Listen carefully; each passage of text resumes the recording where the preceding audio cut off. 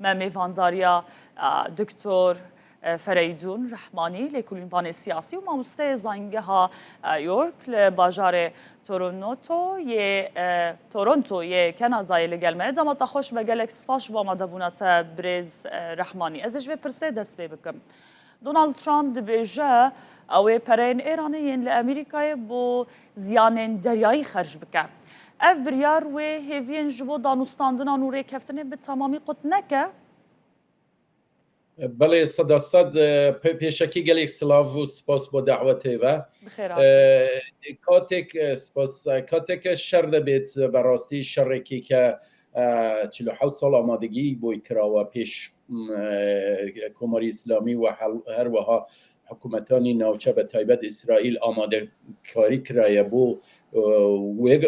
چه و روژه من پیم وایه اوه چتێکی نۆرماڵە سەداسەد دەستهێوەردان لە بواری ماڵی و سیاسی و پەیوەندی دیپلۆماسی و پەیوەندی ناوچەیی سەداسەد شتێکی یاسایی یعنی ئاسایی دەبێ یعنی نۆرماڵە بەڵام ئەو شەڕە بەرفەراوەنتر دەکات و هەر وەسا مەسئلەی چونەوە بۆ دانوستاندن و گفتگوکردن گەلێک قورستر دەبێت یعنی مەسئلەکە زۆر بتەفتر دەبێت هەر دوو ئالیەت هەم کۆماری ئیسلامی و هەم ئەمریکا و ئیسرائیل سەداسەد پێم وایە ئەو ئیمکانی دانوستاندنە کە بەری 6 هێڤ یا 1 ساڵ هەبوو ئەلان خراپتر بووە و من پێم وایە لسر ناچاریه که هر دو لاین و هر دو آلیت برو قرستر کردنی او پیکدادان و او شر و او وضعیت دبید باشا نها ترامپ بحثا بریارك مزن درباره ایران داده که بدیتنا و گلو ام نزیکی آگر بسته دبن آن نزیکی شرکی برفرهتر و بجایی دبن هەمووی دەکەوێتە سەر ئەوەیە کە ئەو بڕیاردەری حکوومەتی ئێران کێ دەبێت و کێ دەسەڵاتی دەسەپنێ بەسەر ئەوانی دیکە هەڵسوکەوتی ناوەندی بڕیاری ئێران گەلێک گرینگە ترامپ من پێم وایە زۆر قسەی جۆرواجۆر زۆر دەکات ئەوە بەشێکی سیاسەتی ترامپە بەڵام یەک چت ترامپ لە سەری سوورە و ناگۆڕێت ئەوەیە کە یەک کۆماری ئیسلامی لە سیاسەتی ئەتومی خۆی پاشگەز بکات مداخلە و دەستهێوەردان لە ناوچەکە کەم بکاتەوە مداخلە لە ئیسرائیل و فلستین کەم بکاتەوە و سیاسەتی 47 ساڵەی خۆی بۆ سدووری ئینقلاب و مداخلە لە ناو جیهانی سیاسەتی ناوچە و جیهان دەرەوە بەتایبەت لە منتەقەی ئەو خەلیجی فارس و ناوچەی عەرەبی منتەقەکە کەمەوە بکاتەوە کە نەیکردووە و من پێم وایە کۆماری ئیسلامی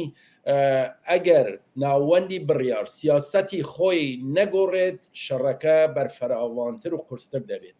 الان ئەمریکایش سناتی ئەمریکا ئیجازەی داوە کە سیاسەتەکانی ترامپ بەردەوام بێت بەرگیریان نەکرد لەوەی کە دەسەڵاتی کورد بکرێتەوە بە تایبەت لە بواری شەڕ لەگەل ئێران و هەروەها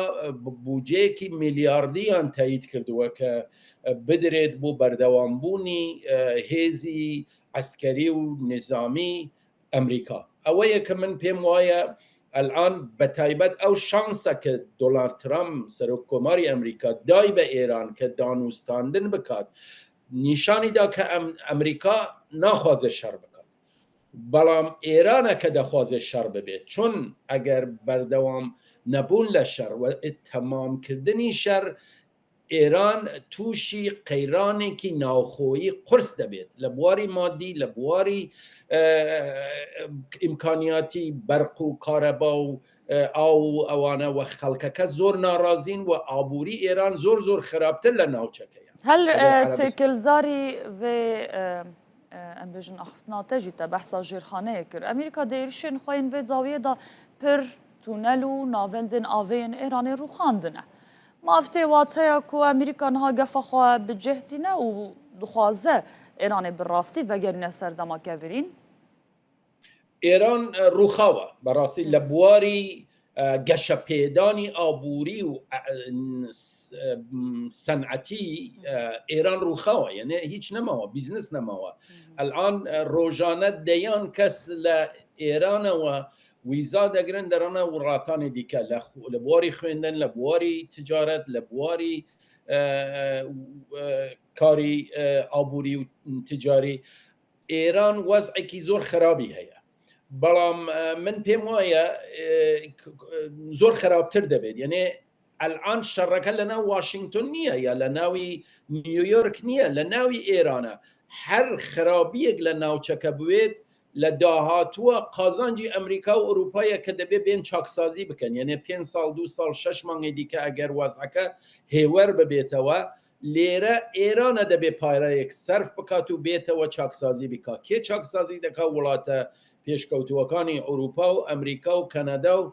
چین و رووسن ئەوەیە کە من پێم وایە دەسەڵاتێکی کە لە ئێران هەیە بەداخەوە بۆی گرنگ نییە گرنگ مانەوەیە کە بەو فکری عقلیەتی 12 ئیمامیە کە بمێنێتەوە و من پێم وایە وەزعی ئابووری ئێران زۆر زۆر خراپتر دەبێت باشا دكتور بشتي تنقضى هرمزين ها قفا حسيان أبو قرتنا باب المنزب هيا قالوا أفيك هولدانا طهرانية داكو شرب برب الدريايا الصورفا بكشنا إيران تنقي هرمز تنقاوي هرمز تنقاوي باب المندب وهر كوني كي دنيا لو ناوچه ببيت وكي أهرومي كي بو بربركاني لقليك أمريكا وإسرائيل وروجاوا بكار ديني يعني بو إيران جرينجي نيا أو ناوچه هني كوية لدستي كيا بلام جرينجي أويا كنترولي بكات تخريبي بكات آگرەکە بەردەوام ببێت بۆ ئەوەیە کە زەختێکی گەورەتر لەسەر ڕۆژئاوا بە تایبەت ئەمریکا و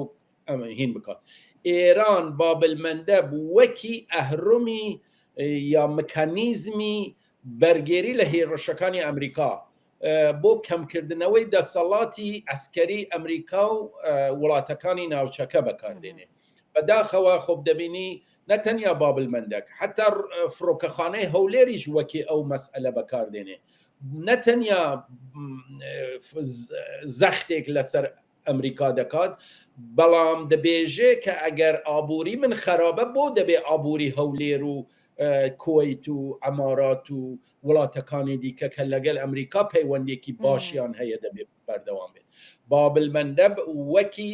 سلاحێکی عسكري كوماري إسلامي بكاري باشا بالا فرقها هوليري بنيرناتا چه موقاسي گرینگه جو أمريكايا أمريكا گەورەترین پەیوەندی لە ڕۆژهەڵاتی ناوەڕاست لەگەل دووپاشی ئیسرائیل و تورکیا و سعودی و ئەوانە کوردستان ناوچەیەکی زۆر گەشە پێدراو بوو زۆر گەشەی دەکرد بەرەو پێش دەچوو ئەمریکا گەورەترین قونسولخانەی خۆی لە هەولێر دروست کرده بوو دەیان هەزار ئەمریکی و ئوروپایی و ڕۆژاوایی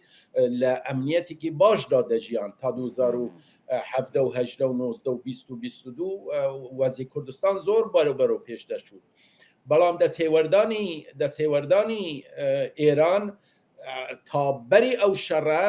دەسهێوەردانێکی دیپلۆماتیک بوو و هەروەها نیوە عەسکەری بوو بەهێزکردنی هەشتی شعبی و گروپە ئەرهابیەکانی بەغدا بوو بەڵام ئەلان بەعەمەلەن ئاشکرای کردووە بە هیچ عنوانی حاضر نییە وڵاتی خۆی بڕوخێ وڵاتانی ناوچە بە تایبەت هەولێر گەشەی پێ بدرێت ئەوەیە کە وەکی سلاحێک و مەکانیکێک نەتەنیا بابلمەندەب بەڵکو حتا هەولێر حتا ڕۆژێکش ممکنە پایتەختی وڵاتەکانی ناوچەکە لە ئەنکەراوە تا کویت و ئوردن و ئەوانی چە بکاتە بەر پەلاماری خۆی بۆیە کە بتوانێت ئاگرەکە بەرفراوان بکات بەرگیری لە شەڕەکە بکات بۆ ڕۆشتن بە ناوی تاران بەڵام من پێم وایە وەزعێکی زۆر خراپە بۆ ئێران وەزعێکە کە بەرەو پێشچوون ڕوخانی کۆماری ئیسلامیە بەرەو دوواچوونیش ڕوخانی کۆماری ئیسلامیە باشا دکتورم بحثا روشا مروفيجي بكن نها زيتري شسد بريندار و بينجي و بينج كشتي لإيراني هنا لقال قطبنا آفو كهربائي قالوا دسلطة طهراني حتى كنجي دكارة لبرخوا بده گرنگ نییە بۆ کۆماری ئیسلامی کۆماری ئیسلامی لە بیرمان نەچێ دوو وڵات هەمیشە کێشەیان لەبێ ئەو وڵاتێک کە تئۆلۆژیا بەکاردێنێ یعنی دین لە سیاست بەکاردێنێ هەر دینێ ببێت یا ئیدئۆلۆژیایەکی ڕادیکاڵی تند بەکاردێنێ ئەو ئیدئۆلۆژیا ممکنە سوسیالیزم کۆمونیزم یا هەرچێکی دیکە ئەو دوو وڵاتە لە بناغی ئەو دوو فکری ڕادیکاڵە هەمیشە بۆ خۆی و خەڵکی خۆی زۆر ئاریشە دەبێت ئێمە لە بیرمان ناچێت لە ساڵانی 1960 ئەوانە خمرە سرخەکان لە ڤیتنام و کامبۆج و ئەوانە زۆر خەڵکیان کوش ملیۆنیان خەڵکیان کوش سەداسی کامبۆجیا خەڵکی جەنساید کرا حکوومەتی خۆی کردی کۆماری ئیسلامیە 1 ملیۆنیش لە خەڵکی بکوژرێت ئاویش نەبێت و کارەبایش نەبێت بۆی گرنگ نییە بۆیەکە بناغی بۆ مانەوەی دەسەڵاتێکی شیعی 12 ئیمامیە ئەو شێوازە بیرکردنەوە نەبڵێم هەمووی ئێران بەڵام بەشێک کە ئاخرالزەمانین ئەوانە حەزەکەن لەسەر دەسەڵات بمێننەوە بە هەر قیمەتێک و هەر شێوازێک بووەوە زۆر خەتەرناکە تەفەکوری ئیدۆلۆژیک ئەگەر بەعس ببێت ئەگەر کۆمونیزم بێت یا تەفەکوری دینی کە من دەسەڵاتی ئەوەم هەیە خوددا منی دەستنیشان کردووە کە هەر کارێک بکەم لەسەر عەرز ئەوە مافی منە وەوە زۆر زۆر خەتەرناکە نها تevlîbûna Qatar û Urdunê di nava bazneya êrişên mûşekî da we çi bandorê li ser hewldanên navbeyinkariyên Pakistan û welatên din bike من پێم وایە وەزعەکە زۆر ئاڵۆز بووە کۆماری ئیسلامی و ئەمریکا زۆر کاتی ئەوەیان بوو کە بتوانن بە دانوستاندن و دیپلۆماسی ئەو کێشە چارەسەر بکەن بەڵام ئەوەندە هەردوو لایەن داواکاریەکانی خۆیان ئەوەندە بەرفەراوان کرد زۆر دایرەی یا بازنەی دانوستانەکانیان ئەوەندە گەورە کرد کە ئیتر تەرکیز نەما لە بانخاڵە سەرەکیەکان کاتێک ئێران ئەیانتوانی بە دیپلۆماسی لەگەلیان دانوستاندن بکەن کە لەسەر 3 یا 4 خاڵ پێکەوە کار بکەن بەڵام ئەلعان کێشەکان ئەوەنە بەرفەراوان بووە کە ئیتر بۆ کۆماری ئیسلامی مەسئلەی چاککردنەوەی ئەو خەسارات و ئەو پرد و جەسر و تونل و کارەبا و ئیزگەی یا ویزگەی کار و کارەبا و ئەوانە چاک ببێتەوە یعنی مۆزوع 1 میلیارد و 2 میلیارد نییە الان بەرەو 50 میلیارد یا 100 میلیارد دەروات هەروە پێش بڕوات هەموو ڕۆژێک نزیکەی 40-50 نقطەی ئێران لێ دەدەن الان B1 و B2یان هاوردوێتە ناو کار احتمالی هەیە بریتانیا بێتە ناو کار ئەوەیە کە من پێم وایە کە ئەگەر لە ناوەندی ئێران شێوازی تێڕوانی نەگۆڕێت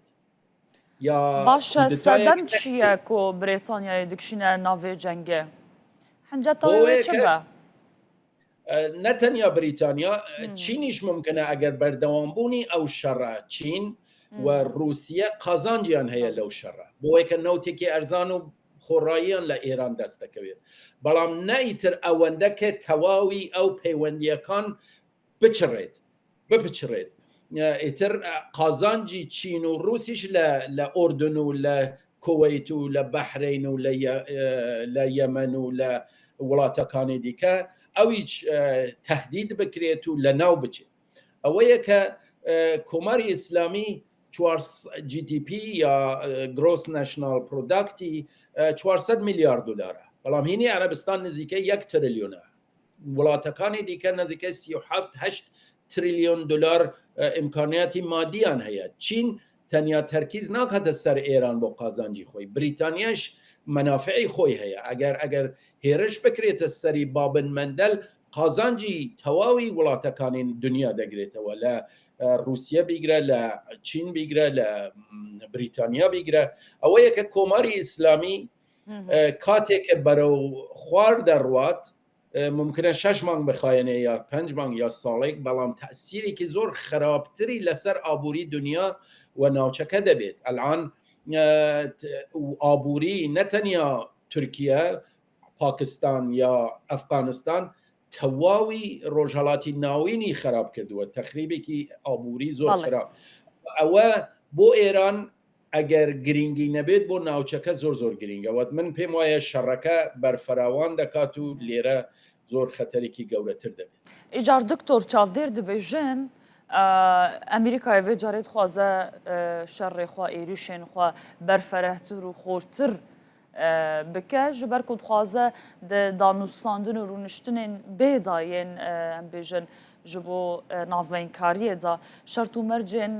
bihêstir dayne bihêstir be di van danûstandinan da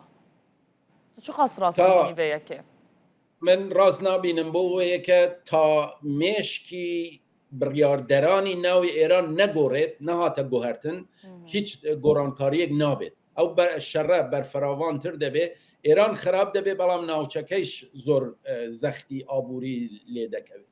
یعنی من پێم وایە گەورەترین خەسارەت خەڵکی ئێرانن ئەو حکوومەتە